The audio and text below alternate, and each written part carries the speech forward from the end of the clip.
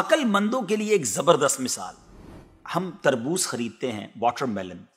مثال کے طور پہ 5 کلو کا ایک تربوز ہم نے خریدا، اور جب اسے کھانے لگتے ہیں تو پہلے اس کا چھلکا اتارتے ہیں نا. 5 کلو میں سے کم از کم 1 کلو کا تو چھلکا نکل جاتا ہوگا، یعنی آلموسٹ 20%، 20% تو کم ہو جاتا ہے. مگر کیا کبھی ہمیں افسوس ہوتا ہے اس کا؟ کیا ہم سوچتے ہیں کہ ہم نے تو تربوز چھلکے کے ساتھ خریدا ہے، چلو آج چھلکے کے ساتھ ہی کھا لیتے ہیں؟ ایسا نہیں کرتے نا.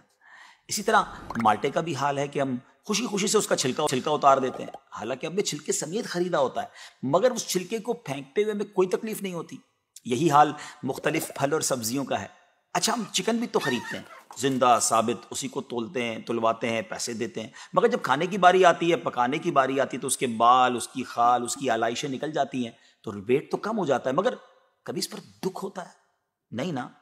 تو پھر 40,000 میں سے 1,000 دینے پر، 1,00,000 میں سے صرف 2,500 دینے پر ہمیں کیوں بہت تکلیف ہوتی ہے؟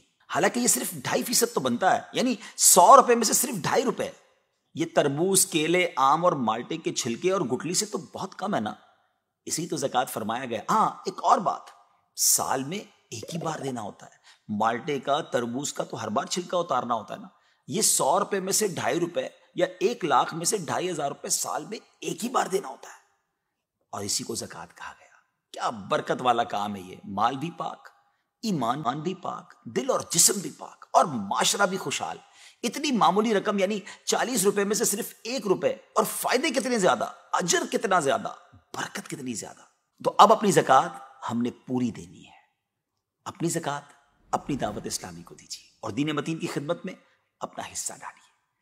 اگر آپ اپنے مال کو سیکیور کرنا چاہتے ہیں نا، آئیے ایک اور حدیث سن لیجیے. نبی پاک علیہ الصلوۃ والسلام فرماتے ہیں، خشکی اور تری میں جو مال بھی ہلاک ہوتا ہے وہ زکوٰۃ نہ دینے